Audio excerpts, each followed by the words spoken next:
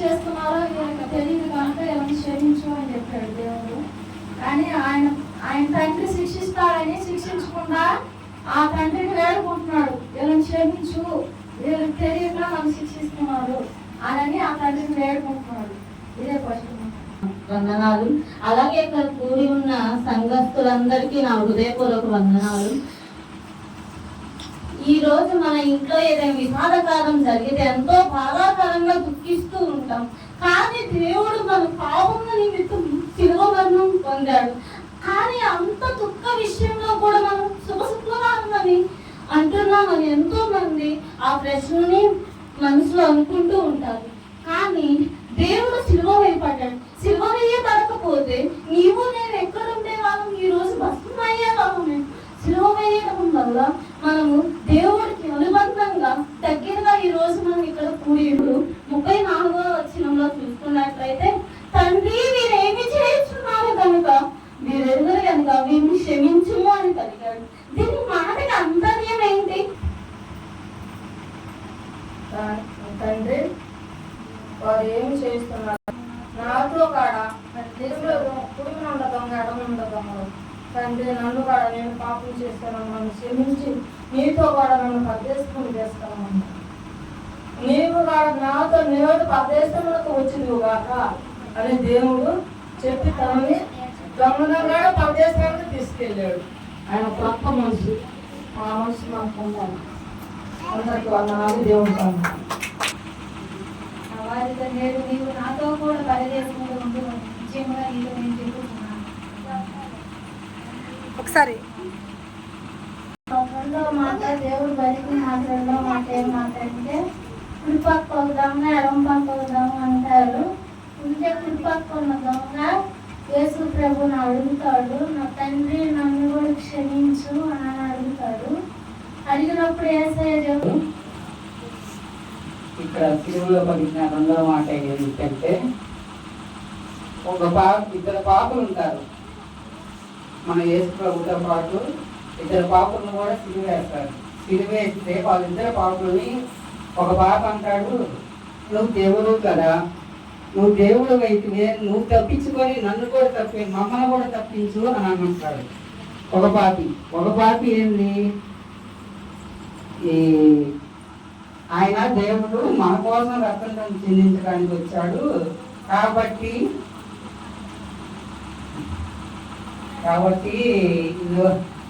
అందుకు వచ్చాడు కాబట్టి మన కోసం కాదు, జనుల కోసం వచ్చాడు, మన పాపం కొరకే వచ్చాడు అని చెబుతాడు ఆ పాపి అప్పటికప్పుడు క్షమాపణ దేవుడిని అడుగుతాడు. ప్రభువా, నేను నీతో కూడా నన్ను పరదేశంలో చేర్చుకుందువా అని అడిగితే, నేను పరదేశంలో నువ్వు కూడా మాతో ఉండువు గాక అనేది చేసుకుంటాడు.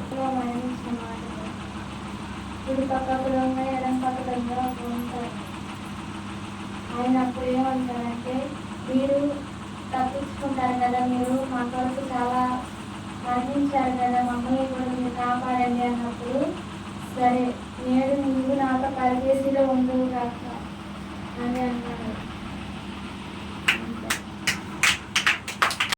తల్లి శిలువలో ఉండగా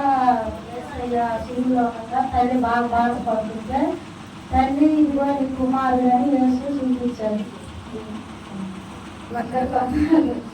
అమ్మా ఇదిగో నీ కుమారుడు, ఇదిగో నీ తల్లి.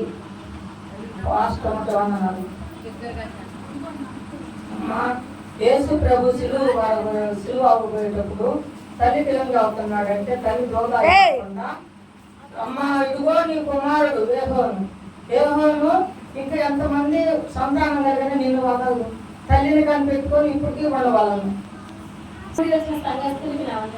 నేను ఇప్పుడు చెప్పబోతున్న మాట 4వ మాట, నా దేవా నా చేయి ఎందుకు విడిచితివి అని దేవుడు తెలుగులో పలికిన 4వ మాట.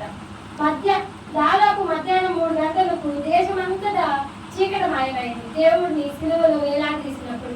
కానీ సాధారణంగా మనం పోల్చుకున్నప్పుడు ఇప్పుడు మధ్యాహ్నం 3 గంటల కంటే బాగా ఎండగా ఉంటుంది. కానీ ఇప్పుడు దేవుడు సిలువ వేయబడినప్పుడు మొత్తం చీకటి మాయమైంది. అది ఆమోస ప్రవక్త ద్వారా ముందుగానే దేవుడు ఆ సందేశాన్ని పంపాడు. కానీ ఈ జనులు వినకుండా ఇంకా లోక సందేశంలోనే బ్రతకడం వల్ల పగలంతా చీకటి మాయమాయను, రాత్రి అంతా వెలుగు మాయమైన.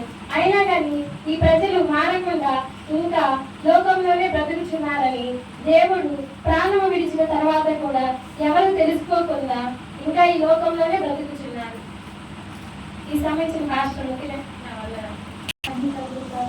ఈ సమయం నుంచి ఆత్మీయ తల్లికి వచ్చిన అందరికీ నా వందనాలు. ఈరోజు నేను చెప్పబోయే మాట సిలువలో పలికిన 4వ మాట. మార్కు సువార్త 15వ అధ్యాయం 34వ వచనం. 3 గంటలకు యేసు ఏలీ ఏలీ లామా సబక్తమని బిగ్గరగా కేక వేయను. ఆ మాటకి అర్థము నా దేవా నా చేయి ఎందుకు విడితివని అర్థము. దేవుడు తన తండ్రి చేయి విడవంగానే తన తండ్రిని దేవుడు అడుగుతున్న మాట ఇది. దేవా నా చేయి నన్ను ఎందుకు విడితివి.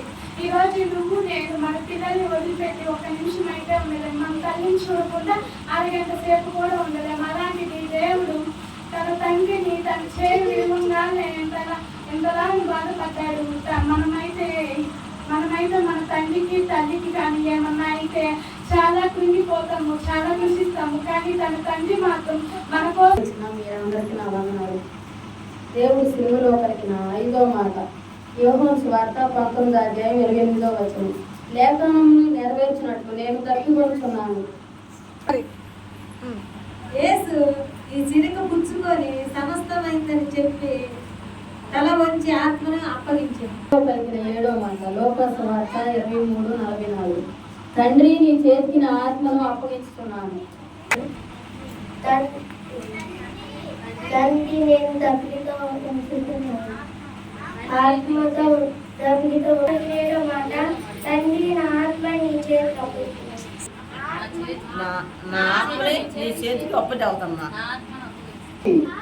శిక్ష నువ్వు అనుభవిస్తున్నావు కదా, దేవునికి భయపడవా? మనకదే ఇది న్యాయమే. మనం చేసిన వాటికి తగిన ప్రతిఫలం పొందుతున్నాము. కానీ ఈయన ఏం తప్పు చేయలేదు అన్నాడు. తర్వాత ఆయనను చూసి యేసు ఈ రాజ్యంలో ప్రవేశించుటకు నన్ను జ్ఞాపకం చేసుకో అన్నాడు. అందుకు ఆయన వాడితో ఈరోజు నువ్వు నాతో కూడా పరలోకంలో ఉండుదువు, నీతో నా ఆత్మ నీ చేతులకు అప్పచెప్తున్నాను. వారు ఏ పాపము చేయలేదు, వారిని క్షమించుము. ఫస్ట్ మాట. ఓకే, ఇంకేమన్నా? ఇంకేం లేదు. తండ్రి నేను నీకు అప్పగిస్తున్నాను. అందరికీ ఉన్నాడు, అగ్ని తల్లికి ఉన్నాడు. తండ్రి నా వందనాలు. నా తండ్రి నీకు నా ఆత్మను అప్పగించుతాను. నా ఆత్మ నీ చేతిలో అప్పగిస్తాను. తండ్రి నా ఆత్మను నీ చేతికి అప్పగిస్తాను. నా ఆత్మ నీ చేతికి అప్పగిస్తాను. తండ్రి నా